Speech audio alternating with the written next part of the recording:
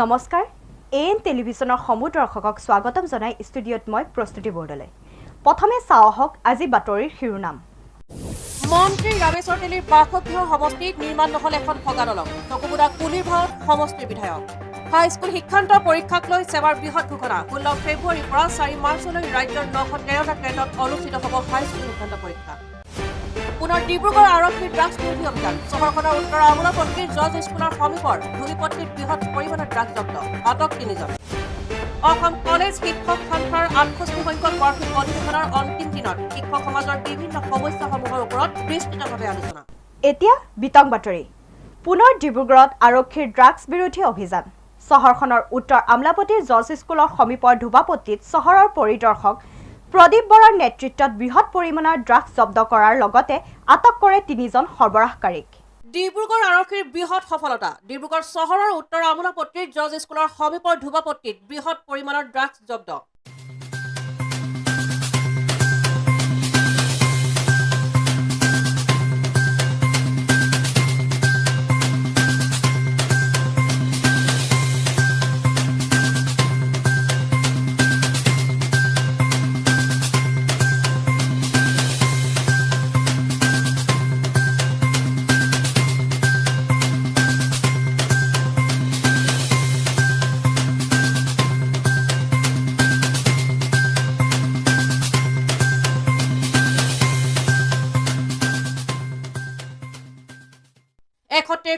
ড্ৰাগছৰ কণ্টেইনাৰ সহ আটক 3 জন আটাইকেইজনৰে ঘৰ ডিব্ৰুগড় চহৰত আটক কৰা 3 জন যুৱক ক্ৰমে উত্তৰ আমোলাপট্টিৰ সূৰ্যবন সিং কালিবাৰীৰ নিছিল সূত্ৰধাৰ আৰু পাঠানপট্টিৰ আকাশ সিং ডিব্ৰুগড় নগৰ পৰিদৰ্শক প্ৰদীপ বৰাৰ নেতৃত্বত চলিছিল এই অভিযান এইজনক ধৰিছে বৰ্তমান 3 জনক ধৰিছে 3টা লোৱা ধৰি দিছে এটা মানে এটা পালে ড্ৰাগছ পাইছিলে এইফালে ভাড়া গৈছিলে আৰু এটা ড্ৰাগছ পাইছে বুলি কৈছে হেতি পলা আহোঁতে এটা হেতক ধৰিলে ধৰাৰ পৰা মানে তাত ইমান বস্তু মানে টেমাকেইটা পালে আৰু টেমাকেইটা পাই হেৰি কৰিলে তাত দেখিলোঁ যে তোমাৰ 468 কিবা এটা গ্ৰাম মানে যথেষ্ট পাইছে প্ৰকৃততে ঘটনাটো মানে 4জন পুলিচ আহিছে চিভিলত আহি কিনে ল'ৰা 2জনে সেই মঠৰ ওপৰত ধৰিলে ধৰি কিনে 3টা ল'ৰাক এনেকৈ বুকুত ধৰি থৈছে আমি যেতিয়া ওচৰলৈ গ'লোঁ কি হ'ল কি নাই তেতিয়া ছাৰহঁতে ক'লে কি সিহঁতে কি কৰি দেখা তাৰপিছত এটা ল'ৰা পলাই গুচি গ'ল 4টা ল'ৰাৰ ভিতৰত এটা ল'ৰা পলাই গৈ অকণমান ইমানখিনিমান পেকেটতে পলা কেৰিবেগত সোমাই আছে সেইখিনি মঠৰি দৰাত পেলাই দিলে কিন্তু পুলিচে গম নাপায় পুলিচে সিহঁতক ধৰি কিনে ইয়াতে গাড়ী ৰখাত থৈ দিলে আকৌ পুলিচে পূৰা বিচাৰি ওলালে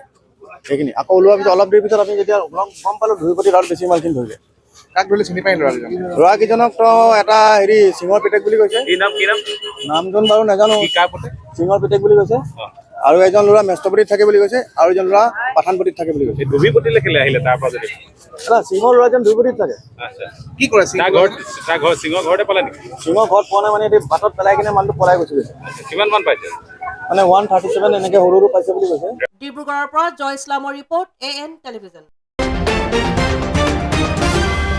হাইস্কুল শিক্ষান্ত পৰীক্ষাৰ সন্দৰ্ভত সেৱাৰ বৃহৎ ঘোষণা ফেব্ৰুৱাৰী মাহৰ প্ৰথম সপ্তাহৰ পৰা অনুষ্ঠিত হ'ব অসম এছএছএলচি পৰীক্ষা 2024 এইবাৰৰ এছএছএলচি পৰীক্ষাত ব্যৱহাৰ হ'ব OMR চিট বুলি জাননী প্ৰকাশ কৰিছে সেৱাই এই বৰ্ষৰ হাইস্কুল শিক্ষান্ত পৰীক্ষাৰ বাবে সাজু হৈছে অসম মাধ্যমিক শিক্ষা পৰিষদ চমুকৈ সেৱা 16 ফেব্ৰুৱাৰীৰ পৰা 4 মাৰ্চলৈ ৰাজ্যৰ 913টা কেন্দ্ৰত অনুষ্ঠিত হ'ব এই পৰীক্ষা য'ত অৱতীৰ্ণ হ'ব 4,27,922 গৰাকী পৰীক্ষাৰ্থী সমাগত হাইস্কুল শিক্ষান্ত পৰীক্ষাৰ সন্দৰ্ভত সেৱাই প্ৰকাশ কৰা এই নতুন জাননী অনুসৰি প্ৰথমবাৰৰ বাবে মেট্ৰিক পৰীক্ষাত ব্যৱহাৰ হ'ব OMR চিট গণিত ইংৰাজী সাধাৰণ বিজ্ঞান সমাজ বিজ্ঞানত থাকিব OMR চিট OMR চিটত সন্নিৱিষ্ট থাকিব 1 নম্বৰৰ 45টা প্ৰশ্ন পৃথক এখন বহীত পৰীক্ষাৰ্থীয়ে লিখিব লাগিব 45 নম্বৰৰ দীঘলীয়া প্ৰশ্নৰ উত্তৰ অৰ্থাৎ পৰীক্ষাৰ্থীয়ে লাভ কৰিব 45 নম্বৰৰ দুখনকৈ প্ৰশ্ন কাকত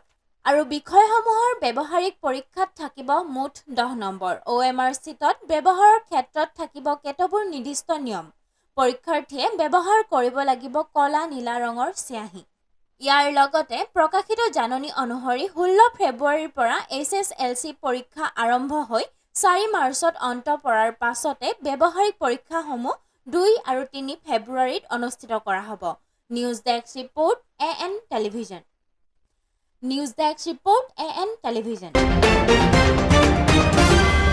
সোমবাৰৰ পৰা আৰম্ভ হৈছে অসম সাংস্কৃতিক মহাসংগ্ৰামৰ ৰাজ্যিক পৰ্যায়ৰ প্ৰতিযোগিতা। শ্ৰীমন্ত শংকৰদেৱ কলাক্ষেত্ৰত অনুষ্ঠিত এই অসম সাংস্কৃতিক মহাসংগ্ৰামৰ শুভ অনুষ্ঠানত অংশগ্ৰহণ কৰে অসমৰ সাংস্কৃতিক বিভাগৰ মন্ত্ৰী বিমল বৰাই।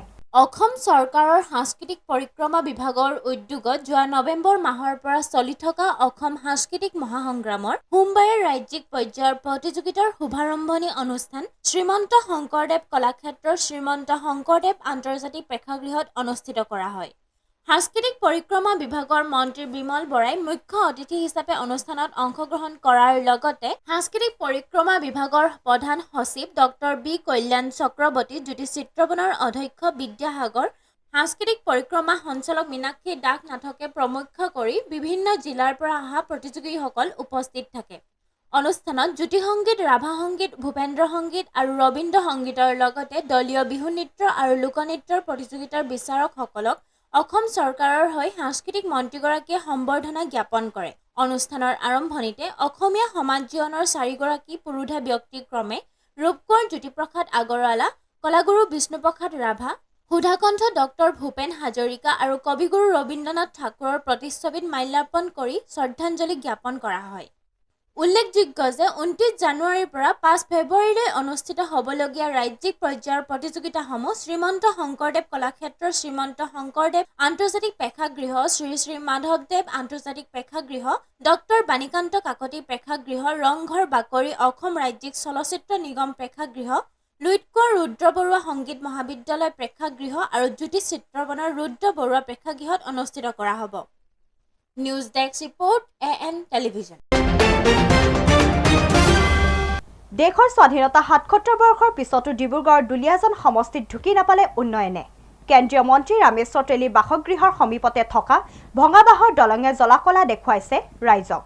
উন্নয়নৰ ঢোক-ঢাল বজাই থকা বিজেপি চৰকাৰৰ এজন চকুমুদা মন্ত্ৰীৰ নাম হৈছে দুলীয়াজানৰ ৰামেশ্বৰ তেলী। ৰামেশ্বৰ তেলীৰ গৃহ সমষ্টিৰ দুলীয়াজানৰ বাছমতীয়া চাহ বাগিচাৰ 12 নং লাইনত নৈৰ ওপৰত এতিয়াও যাতায়াতৰ বাবে কৰিবলগীয়া হৈছে অশেষ কষ্ট আৰু দুঃসাহস। এখন ভগা থৰক-বৰক ভগা বাঁহৰ দলঙৰ ওপৰেৰে দৈনিক বজাৰ হাট, বিদ্যালয়, চিকিৎসালয়লৈ যাব লগা হয় স্থানীয় ৰাইজ। দৈনিক ৰোগী, ছাত্ৰ-ছাত্ৰীসকল দলংখনৰ ওপৰেৰে অহা যোৱা কৰোঁতে বহু দুৰ্ঘটনা হৈ কেইবাগৰাকী আহত হোৱাৰ সমান্তৰালকৈ মৃত্যু পৰ্যন্ত হৈছে। দলংখন পকী কৰি নিৰ্মাণ কৰি দিবলৈও গাঁৱৰ ৰাইজে বিধায়ক তেৰছ গোৱালা, সাংসদ ৰামেশ্বৰ তেলীক নিবেদন কৰিছে যদিও আজি পৰ্যন্ত পোৱা নাই সুফল। ভাৰতৰ স্বাধীনতাৰ ৭৭ বৰ্ষৰ পিছতো ডিব্ৰুগড়ৰ দুলীয়াজান সমষ্টিত উন্নয়নৰ এনে দৃশ্যই এতিয়া পথচাৰীক কৰি তুলিছে চিন্তিত। ৰাইজৰ এটাই দাবী, শীঘ্ৰে এখন পকী দলং নিৰ্মাণ কৰি দিয়ক চৰকাৰে, অন্যথা দুলীয়াজানৰ বাছমতীয়া চাহ বাগিচাৰ ৰাইজে আৰু দুৰ্ঘটনাৰ সন্মুখীন হ'বলগীয়া হৈ থাকিব। আজি 80 বছৰমান হৈ গ'ল আমাৰ এইটো 6 দিন হোৱা, এতিয়া দলংটো এতিয়ালৈকে ভাল হোৱা নাই। আমাৰ MLA ছাৰ আহে, চাই গুচি যায়, কিন্তু একো নকয় ইমান দিবলৈ। সেইকাৰণে আমাক এই ইলেকশ্যনৰ আগতে কৰি দিব লাগে, দলং পকা কৰি দিব লাগে। আজি কত বছৰ হৈ গ'ল এইটো দলঙত অহা যোৱা বাইক ঠেলি কিনে পাৰ হওঁ, পেচেঞ্জাৰ আহে তেনেকৈ চকীত বুকি কিনে মেডিকেল নিয়া হ'ব। দলংখনটো বহুত দিন হৈ গ'ল, আমি জন্ম নোহোৱাৰ পৰা এনেকৈয়ে দেখিছোঁ, এনেকৈ আমি নিজে বনাই লওঁ এখন। কেতিয়াবা মোৰ ঘৰ সেইটোৱে, গাঁও মিলি কেনে নিজে বনাওঁ এখন। পূৰা পানী ফুল হৈ গ'লে ভূঁই নাও পাৰ হ'ব লাগে, এইফালে পূৰা এখন দলং ডুবি যায়। মোৰ পৰিছে এইবাৰ 2টা হ'ল, এই বছৰতে 2টা পৰিছে। কালি পৰহি দিন ইয়াত পৰিলে এটা, এনেকৈ আমি বচাই দিলোঁ, আমি উঠাই দিলোঁ। মানে মৰিছে আগতে, মৰিছে 4টা হ'ল আজিলৈকে মৰা। এই কালিও মৰো অৱস্থা, আমি গৈ কিনে তুলি কিনে বচাইছোঁ।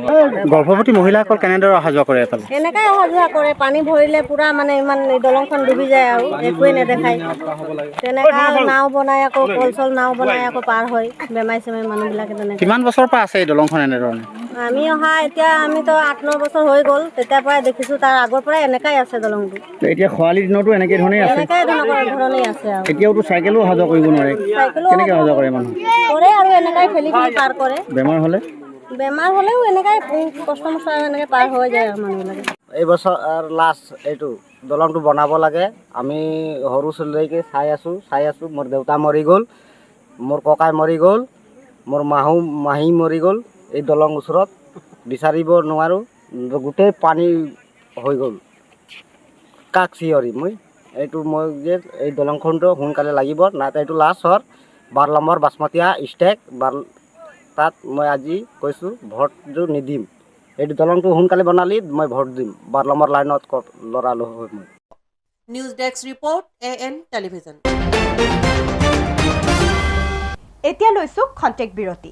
আপোনাৰ আপোন চহৰ ডিব্ৰুগড়ত এঞ্জিলা এণ্টাৰপ্ৰাইজে আনিছে এটি সোণালী সুযোগ। প্ৰয়োজনীয়তা মাত্ৰ এখন নিজৰ e-rickshaw and opportunity to earn limitless money. অধিক জানিবলৈ যোগাযোগ কৰক 9085585200 আৰু 7002275263।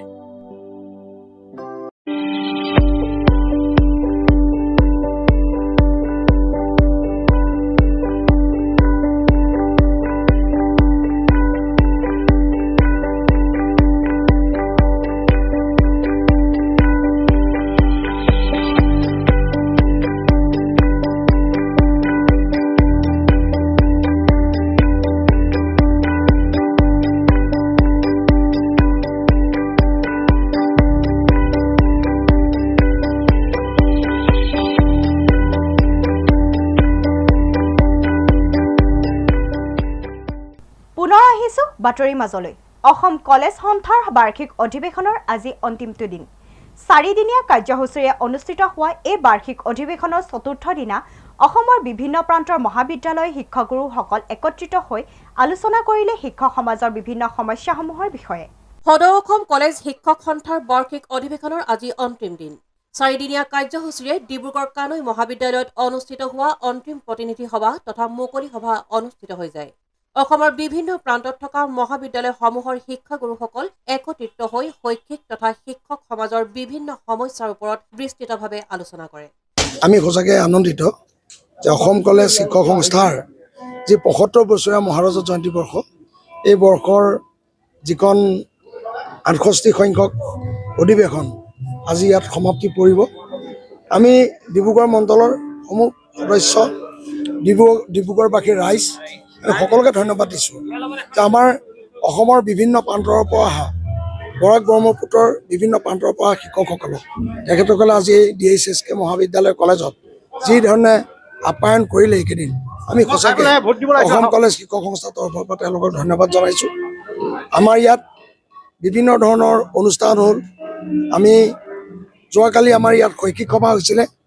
আমাৰ যিবিলাক NEP 2020 যি শিক্ষা নীতি, তাৰ আধাৰত আমাৰ কলেজবিলাকত যি দক্ষতা বা বৃত্তিমূলক শিক্ষা, তাৰ ওপৰত আমি আলোচনা চক্ৰ পাতিছিলোঁ, য'ত আমাৰ মাননীয় শিক্ষামন্ত্ৰী ডক্টৰ ৰমেশ পেগুদেৱে অংশগ্ৰহণ কৰিছিল। লগতে আমাৰ ডিব্ৰুগড় বিশ্ববিদ্যালয়ৰ ডক্টৰ চন্দন শৰ্মা, আমাৰ ইগন'ৰ যিগৰাকী ভাইচ চেঞ্চেলৰ ডক্টৰ কিৰণ হাজৰিকা আহি অংশগ্ৰহণ কৰি আমাক কৃতাৰ্থ কৰিছিল। আজি আমাৰ মূল সভা আছে।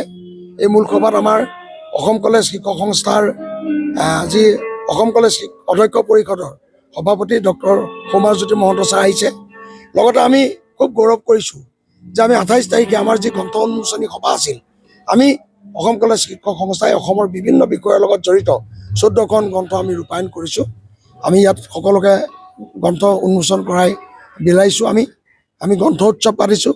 গতিকে অসম কলেজ শিক্ষক সংস্থাই এই অনুষ্ঠানটো ইয়াত পাতি আমি সুখী হৈছোঁ। আজি আমাৰ ৰাতিপুৱা যি প্ৰতিনিধি সভা হ'ল, অসমৰ যিমানবিলাক সমস্যা, সামাজিক, শৈক্ষিক, সাংস্কৃতিক, অৰ্থনৈতিক, ৰাজনৈতিক সমস্যা, এইবিলাকৰ ওপৰত আমি আজি প্ৰস্তাৱ গ্ৰহণ কৰিছোঁ। অনাগত দিনত এই প্ৰস্তাৱসমূহ আমি চৰকাৰৰ ওচৰত দাখিল কৰিম আৰু এই প্ৰস্তাৱসমূহ যাতে ভালধৰণে চৰকাৰে কাৰ্যকৰীকৰণ কৰে তাৰ বাবে আমি দিম।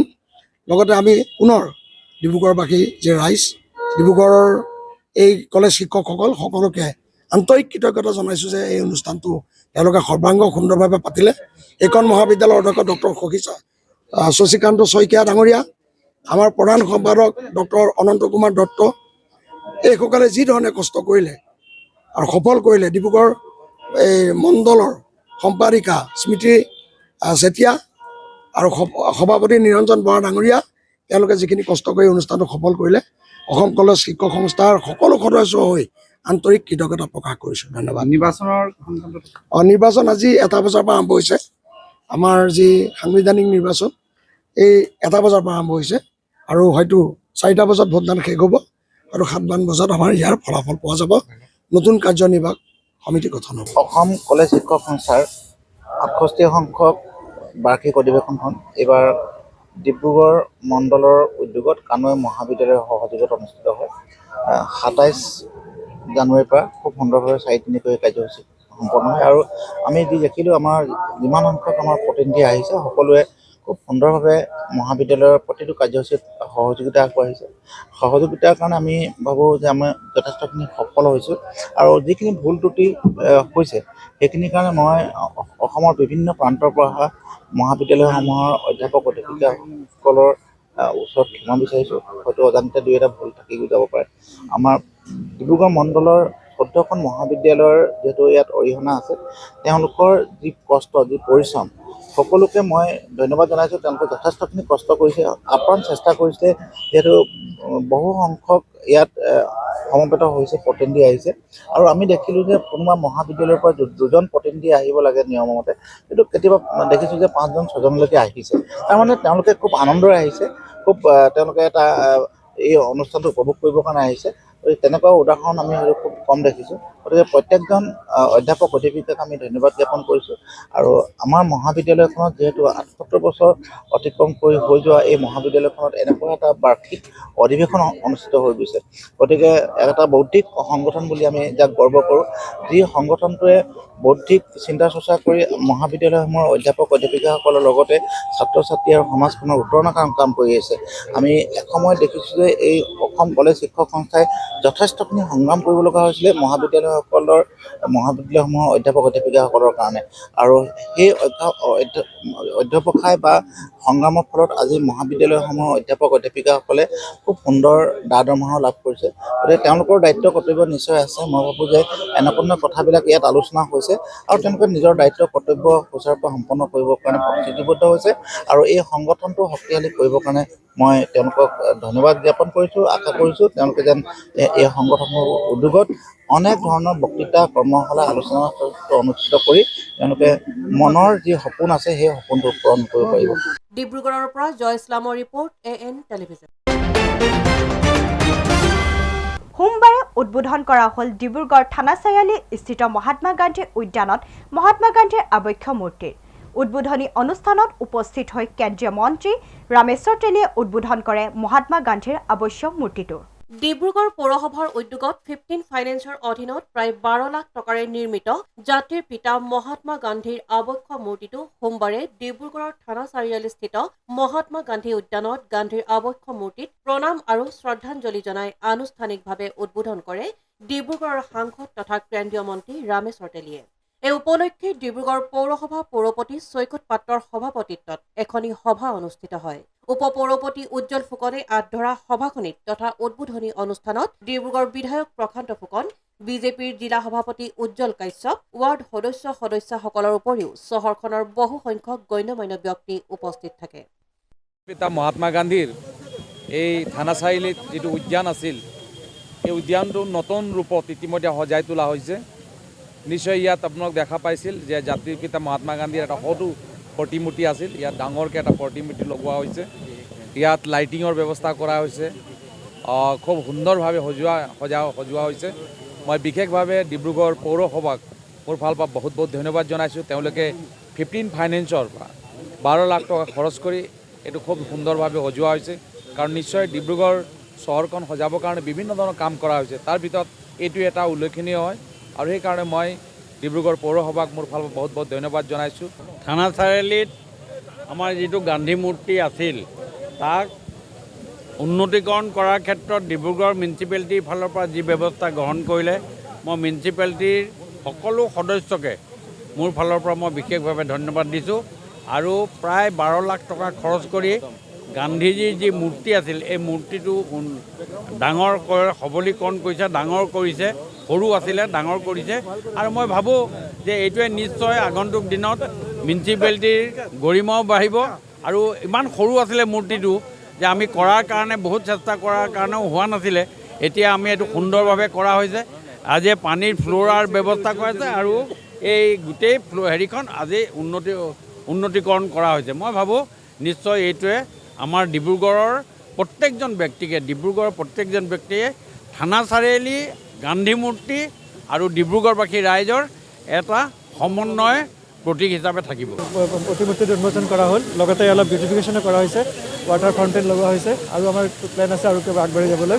আৰু আগৰ যোনখন মূৰ্তি আছিলে এইটো অলপ ডেমেজ হৈ গৈছিলে এইকাৰণে আমাৰ বোৰ্ড মিটিঙত সিদ্ধান্ত লোৱা হৈছিলে আমাৰ মাননীয় বিধায়ক প্ৰশান্ত ফুকনক আমি ধন্যবাদ জনাইছোঁ তেখেতে প্ৰপ'জেলটো দিছিলে যে এইটো অলপ বদলি কৰিব লাগে আগৰ মূৰ্তিখনৰ কাণখন ভাঙি গৈছিলে চশমাখন ভাঙি গৈছিলে যিয়ে নহওক আমি আমাৰ বৰ্ডে সিদ্ধান্ত লৈ পেলাই নতুনকৈ এটা ডাঙৰকৈ এটা প্ৰতিমূৰ্তি ইয়াত স্থাপন কৰা হ'ল আমাৰ মাননীয় ৰাজ্যিক কেন্দ্ৰীয় মন্ত্ৰী ৰামেশ্বৰ তেলী ডাঙৰীয়া ইয়াতে উন্মোচন কৰিলে বিধায়ক ডাঙৰীয়া উপস্থিত আছে মই সকলোকে ধন্যবাদ জনাইছোঁ আৰু সকলোৱে মিলি আমি ডিব্ৰুগড়খন আৰু সুন্দৰকৈ সজাই তুলিম বুলি ভাবিছোঁ ডিব্ৰুগড়ৰ পৰা জয় ইছলামৰ ৰিপৰ্ট AN টেলিভিজন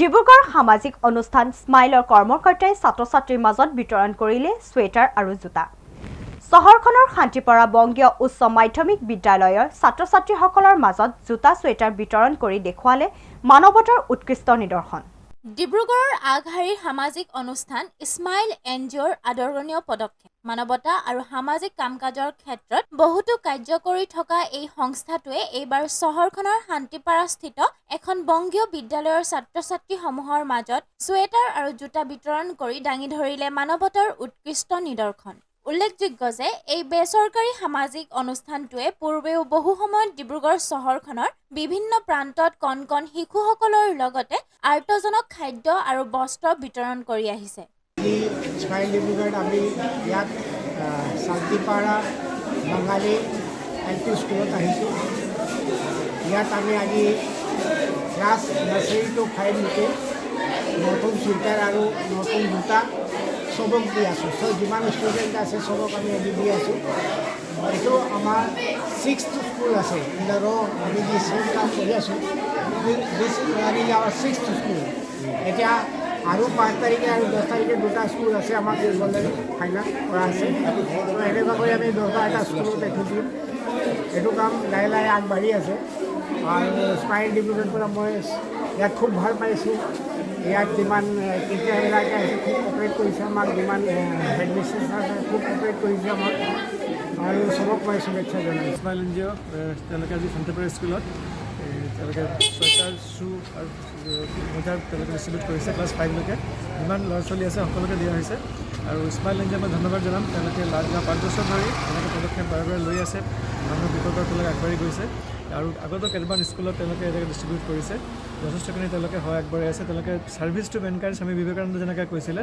মানুহৰ সেৱাৰ কাৰণে তেওঁলোকে আগবাঢ়ি আহিছে মই তেখেতলোকক ধন্যবাদ জনাম আৰু তেখেতলোকে এনেকুৱা এক্টিভিটি কৰি পেলাই আৰু আগুৱাই যাওক মানুহৰ সেৱা কৰক আৰু সেৱা কৰিলে আমাৰ ভাৰতবৰ্ষ উন্নত হ'ব অসম উন্নত হ'ব মই সকলোকে অনুৰোধ কৰিম সকলোৱে মিলি স্মাইলৰ যিখিনি মেম্বাৰ আছে সকলোৱে আৰু ভালকৈ কাম কৰি পেলাই আগবাঢ়ি যাওক ডিব্ৰুগড়ৰ পৰা জয় ইছলামৰ ৰিপৰ্ট AN টেলিভিজন